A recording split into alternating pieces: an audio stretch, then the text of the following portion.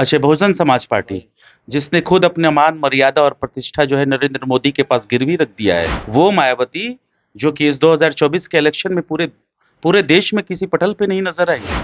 मायावती जो तो सबसे बड़ी चाटुकार है, जो सामने से भी आती नहीं, बैक डोर से सपोर्ट करती है भारतीय जनता पार्टी का, और वो दूसरे पार्टियों पे अंकुश लगा रहे हैं, इस तरह की बातें उठाते हैं।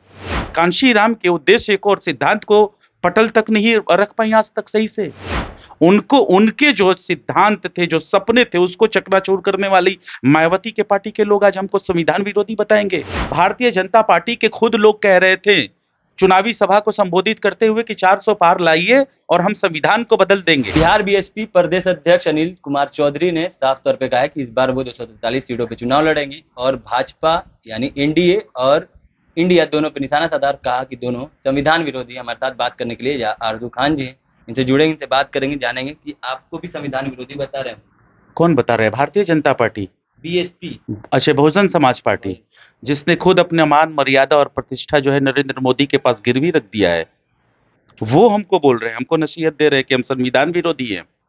वो मायावती जो कि इस 2024 के इलेक्शन में पूरे पूरे देश में किसी पटल पे नहीं नजर आई, जो डरती हैं ईडी सीबीआई से, और हमारे नेता और जो दूसरे सेकुलर जो नेता हैं वो संविधान विरोधी हो गए। इन लोगों को कुछ समझ में नहीं आता है। लोकतांत्रिक डेमोक्रेटिक कंट्री है, उनका लोकतांत्रिक अधिकार है कि 245-243 जितनी सीटें उतने सीटों पे वो इलेक्शन लड़े, इससे उनको कोई नहीं रोक सकता है। लेकिन वो ये कहें कि अदर पार्टियां जो है वो संविधान विरोधी हो, तो सबसे बड़ी तो पहले वो चाटुकार हैं। मायावती जो तो सबसे बड़ी चाटुकार है, जो सामने से भी आती नहीं, बैक डोर से सपोर्ट करती है भारतीय जनता पार्टी का। पहले वो अपना दिमाग ठीक करें और उनको समझ में आना चाहिए कि किसके संक्षेप में वो क्या बोल रहे हैं। संविधान उनसे राष्ट्रीय पार्टी का दर्जा छीनने वाला है और वो दूसरे पार्टियों पे अंकुश लगा रहे हैं, इस तरह की बातें उठाते हैं।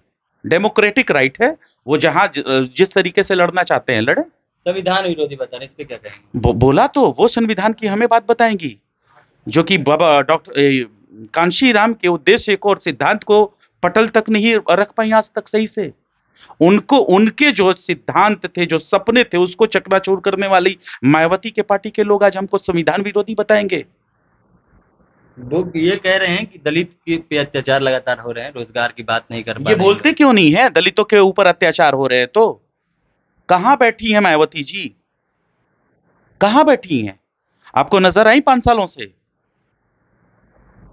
कहीं नजर आई आपको? वो दावा कर रहे नहीं, हैं किसी पब्लिक डोमेन में अगर कहीं है तो आप बताइए ना। अगर वो भारतीय जनता पार्टी के, जो कि संविधान विरोधी है, भारतीय जनता पार्टी के खुद लोग कह रहे थे चुनावी सभा को संबोधित करते हुए कि 400 पार लाइए और हम संविधान को बदल देंगे, उस वक्त कहां थी मायावती और बहुजन समाज पार्टी के लोग? कहां थे ये लोग? 243 सीटों पे चुनाव लड़ने की बात कर रहे हैं। वो करें, वो लड़े, उससे हमको कहीं कोई परेशानी नहीं है। India is a democratic country और उनका डेमोक्रेटिक राइट है कि वो अपने इस लोकतंत्र में अब कहीं से भी आप वो चुनाव लड़ सकती है, लड़ा सकते हैं। इससे उनको हम उनको नहीं रोक रहे हैं। इससे इंडिया गठबंधन को कोई घाटा है या फिर कोई नुकसान है? कहीं कोई घाटा नहीं। आज तक बहुजन समाज पार्टी से बिहार प्रदेश में दूसरे पार्टियों को क्या घाटा हुआ है? आप बताइए तो, कितने सीटें जीत के लाए हैं? अरे जो बहुजन समाज पार्टी से जो विधायक जीतता है वो तुरंत पता चलता है दूसरे पार्टी में मर्ज कर जाता है, भाग जाता है। ये तो बचा नहीं पाई आज तक ना। जितने लोग बिहार प्रदेश से बहुजन समाज पार्टी से जीत के आए विधायक, अगर 1-2 जो लोग जीत के आए वो दूसरे पार्टी में चले गए, तो ये तो पहले अपनी पार्टी को बचाएं बिहार प्रदेश में, और ये क्या लड़ाने की बात करते हैं? ये संविधान की बात न करे तो बेहतर है। जो लोग अपने आप को अपने अपने मान मर्यादा प्रतिष्ठा अपने सिद्धांत को भारतीय जनता पार्टी के कदमों में रख चुके हैं, वो लोग हमको संविधान विरोधी बताएंगे।